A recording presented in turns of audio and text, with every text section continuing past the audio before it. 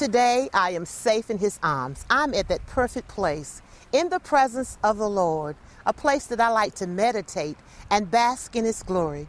As I stand here, I want to remind you to send me your pictures, your emails at gospelgems@yahoo.com so we can share them together and continue to bask in his glory. God bless you. I love you. You know you make me smile.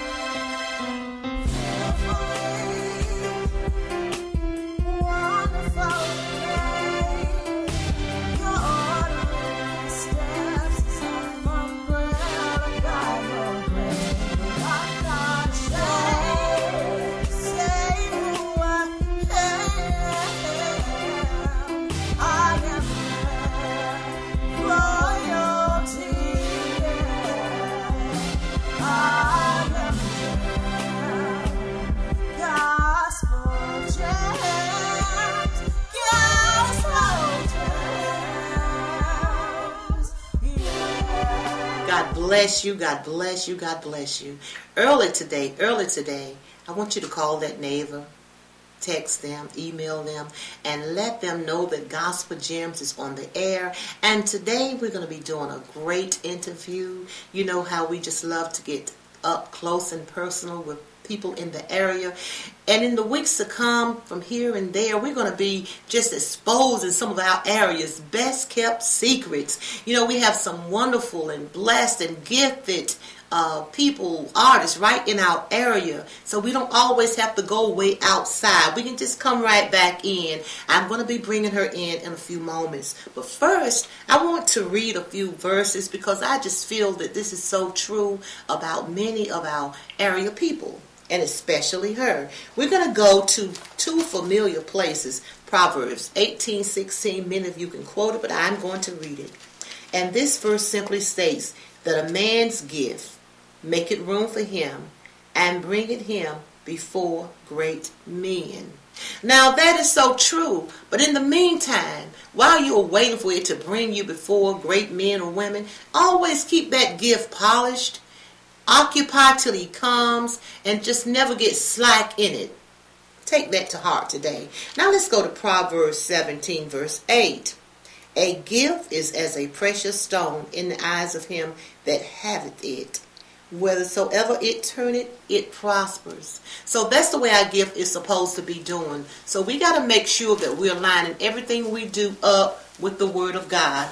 Now at this time, I want to bring my guest in and let you meet her. And we're going to be talking with Miss Victoria Fields today. She is an awesome young gifted artist, a great woman of God, and you're going to love her. God bless you. I am so happy to have you. Now tell us at this point where you're from in this great state of North Carolina. I am from Plymouth, North Carolina. Okay, Plymouth. You know, that's a city in North Carolina that you don't hear a whole lot about, but I think it's near the water. Yes, it is. It's been a while since I've been there, but I have been there. So we're just happy to have you. And as I said earlier, I think that some of us are some of the best kept secrets in the area. So I'm about to expose you today. So you need to know now that the secret is out. Miss Victoria Fields have been exposed. And tell me something about Miss Victoria Fields. Let them know. Well, like I said, I'm from Plymouth, North Carolina. I'm the oldest of five. Basically grew up in a musical family. My mother and father were both in the music ministry. My mom plays. My dad directed the choir. I have a brother that's the minister of music at his church in Greensboro, and I have a brother that is the choir director of his church in Lithonia, Georgia. My sister sings, but she doesn't go in the forefront. She's kind of like in the background. And the baby boy, kind of when you need him. But we were kind of used to singing together because our father is a minister. So if his choir couldn't go, all of the kids would just get together, and the brother that plays would pick out some pieces, and, you know, we would go with our dad and sing with him. So we, you know, just always loved music. Music was always in the house. I remember my father giving my mother a piano, so we were used to hearing the piano playing in the house. But it was a strict house, though. There was only religious music. We couldn't listen to anything secular. All right. So the church was just in us. You know, growing up, we were used to being in church all the time. We would take our homework, sit in the back, and we were just used to it. So just love music. And finally had the opportunity being in a showcase in Greenville with this DMP Productions, and that was a step for me because I usually would do a solo here or there, but never any, type of showcase.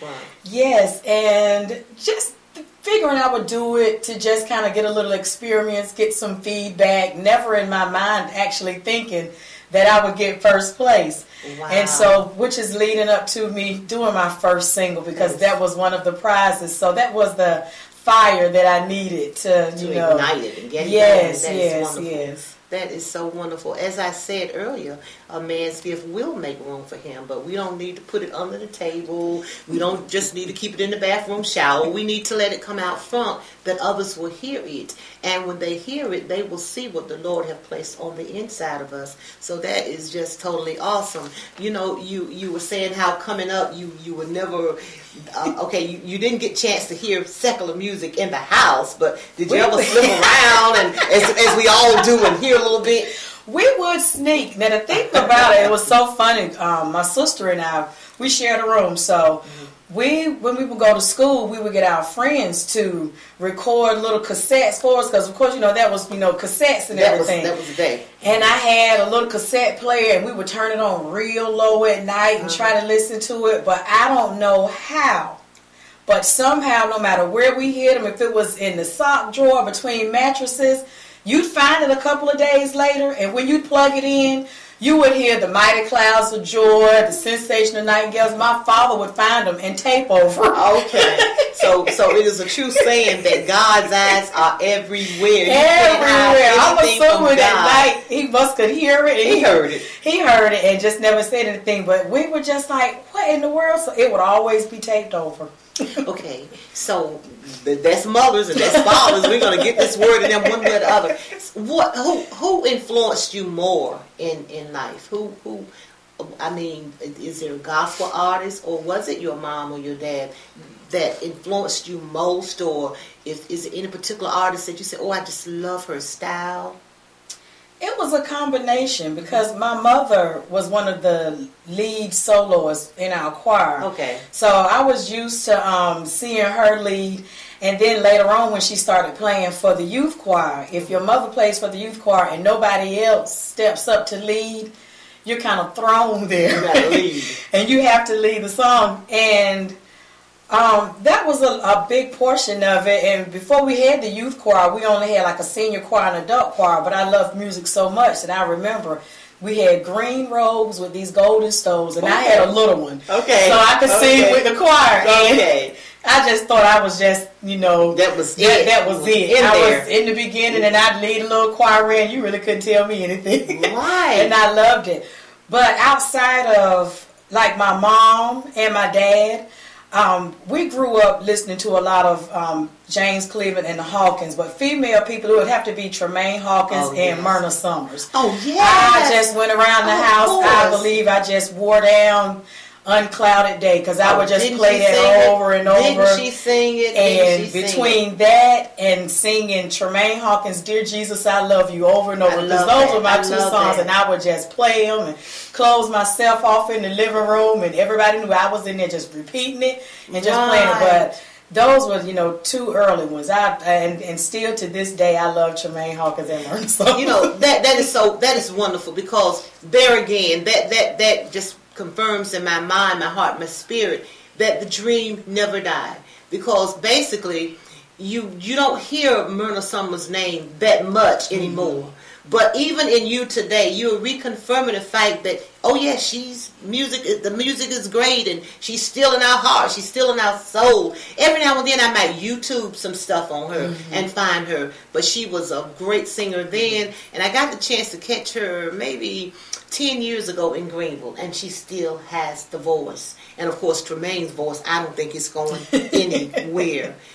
Everybody, a wonderful change has come over me.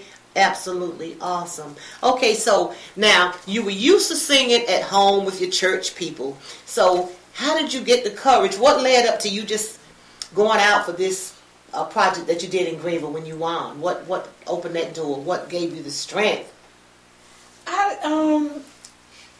Before that, I had actually went and auditioned season 2 for Sunday's Best. You did? Yes, I did. I was in D.C. and it didn't go the way I thought it was. Okay, season 2, was that who? That season 2 was that the I can't Iyanla remember. Crawford? Season 2 was Iyanla Crawley. That was season 2. Crawley. And I think at the end of that, your mind kind of goes, well, maybe I should just, maybe stick to church and, some solos around here and there, and I'm fine. Because it wasn't a big letdown. It was just kind of like... A little mild disappointment. Yes, and that was a step in itself, because for me to have put myself into somewhere where I would be judged, that was one of the things about being in showcases and coming things. Out front. It was coming out front and being open to the constructive criticism. Right. Like, okay, this is maybe what you need to do. Because at a point, I would sing something and people would have recorded and they say, oh, we have a video. I was like, I don't want to hear it. It's like I never wanted to go back and hear it. But the showcase was coming up, and the lady that was putting on the showcase had called me, and she had done a couple before, and I was like, I'll think about it. And so finally some people talked me into it. And I called one of my friends, and he said, Vicki, just go ahead on, just do it, step on out. Right. So I did it, and it felt good. Good. That there again, that supports what I talked about last week with Nehemiah. Nehemiah went through some places, but it doesn't matter what happens. Okay, we start out with A, and we want to end up with C. B is the makings of us. That's what we're going to go through. But I found out that even though sometimes B might not be all you want it to be, mild disappointments, letdowns, or whatever, in the end, when we get to C, God can give us that stellar-like ending, which is what He did. And sometimes that ending at that point takes you on to D, E, and F. It is your new beginning. And that's totally awesome. And you've just confirmed that here today. Now, we want to talk about, you've already done a project. Has that been released yet? It's supposed to be released today. Today? Oh, wow. We're not sure what time. I spoke Awesome. with my producer last night, and he said, we're getting everything together. So if not today, hopefully before this week is out, it will be ready and available. And like I said, it is a single, and from there, I really enjoyed it and the feeling that came from it. So I'm getting ready to start a full project. Great. And, I'm excited about it. I'm really excited. Well, tell us about how you got connected with your producer. His name is? Oh, his name is William Oatman, and he's out of New Bern. Okay. And actually, he was chosen already. Everything was already pre-planned and prearranged and everything through the showcase. Okay. So after I won the showcase, we were put in touch with each other and everything, and started the process and putting the track together. Okay. And I had already had some things written, and that was an experience in itself, because he asked, well, do you have anything? And I'm like, yes, I do, but I've never, sang any of my original stuff or let anyone hear it. And so after he heard it, I guess just seeing that confirmation from him, it was kind of like, you wrote that? And I said, right. Yes. He said, oh, okay.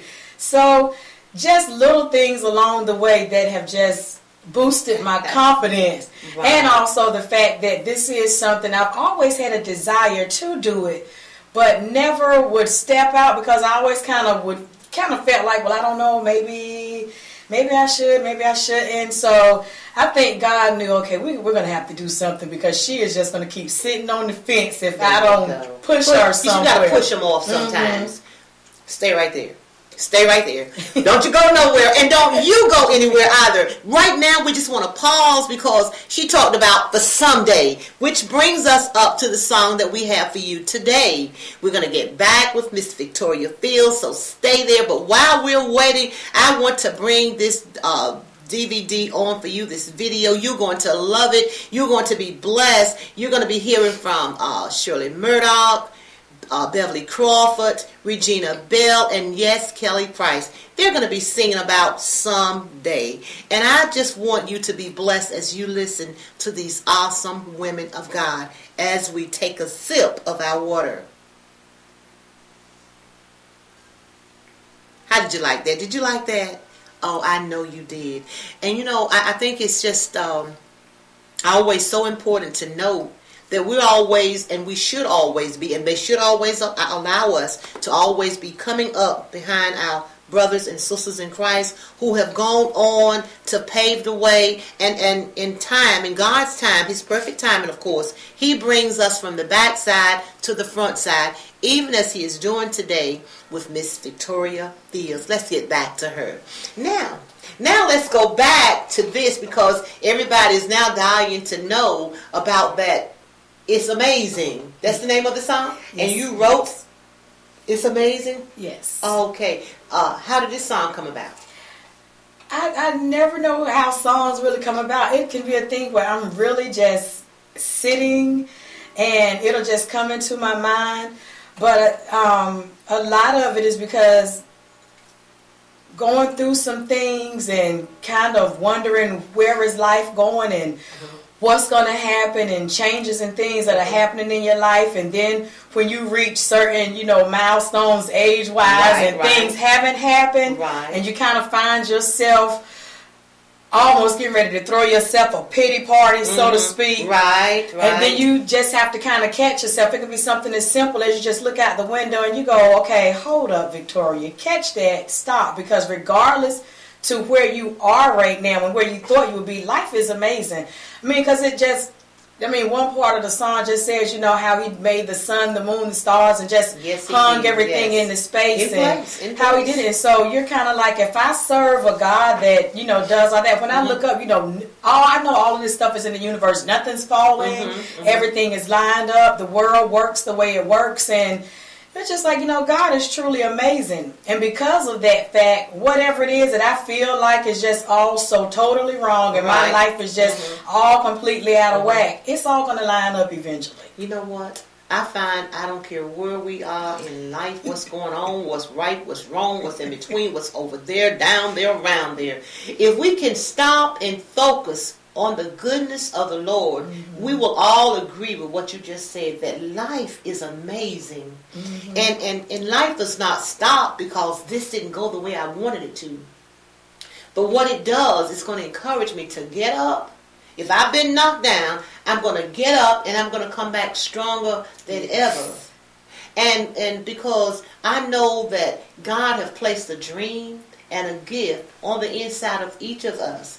And as long as I know that I'm pursuing the right dream, I'm going the way God is telling me to go, I'm not going to worry about who got there before I did, who did this over there, because I really believe in my heart that when God gives you a gift, there is always an audience for it. I don't care what style it is. I don't care if it's country. I don't care if it's pop. I don't care what it is. As long as the song is given a positive message, I find myself being a song message, or even in daily conversation, a positive message. You can be standing in a line and you can be a builder of somebody. You'd be surprised. Sometimes we don't do that much anymore. Stand in lines to get gifts wrapped at Christmas. It's been some mighty awesome ministry going on, even in the lines doing that. So as long as we're confident in who He made us, we're not confident in ourselves, but we're fully confident in the God that sent us, that He is going to take care of us. He is going to do what needs to be done. And I find that very encouraging. So we got this project out. So we're about to just embark on a full-blown CD at this time. Yes, ma'am, I am. Okay. Now, also, I know that they can see it on YouTube because I've seen I want to believe a portion of it on YouTube. Maybe not. So tell us how to get there. What do they need to do?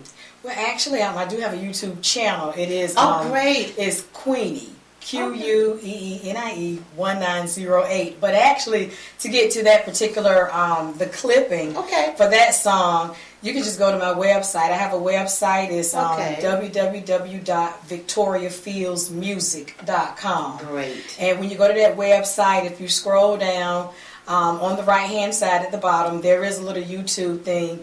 And when you click on it, it plays a portion of that song. Oh, great, because I've seen it, and it really is something that's going to bless you.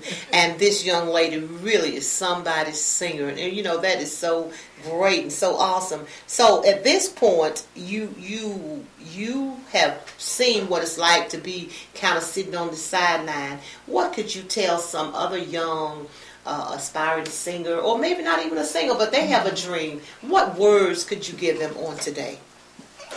Just go for it. Don't be afraid, and don't measure yourself up to other people. Because I said one of the issues that I had was I would always listen to other folks and go, well, I don't know if I sound quite like that. I don't know. But you have to realize that God gifted us each the way we needed to be gifted. That's and just right. like you said, there's an audience for everybody. Everybody. And that's what it is.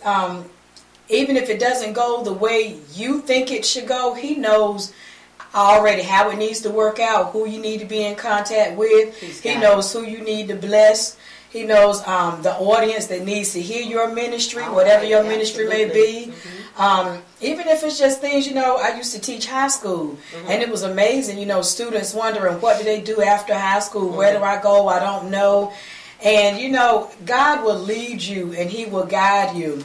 I mean, pray for Him to connect you with the right people. Because that's been a simple prayer of mine. God just placed me where I need to be and around the people I need to be around.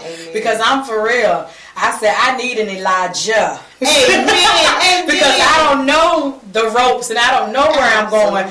And so I need somebody. And so I'm praying on that right now for Him to put me with that Elijah that's going to help me grow. Not, in the ministry, just period. That's because there are just, personal things that I still know, because you feel unworthy. There are some times when you get up to go sing and you're like, God, after the day I've had, and I'm not even feeling this right now. But you need those people. So seek out, those Elijahs that will help you so that your anointing does become greater and your gift, because they will put it out plain to you. Hold you accountable and everything else that you need for God to put you where you need to be. Praise God.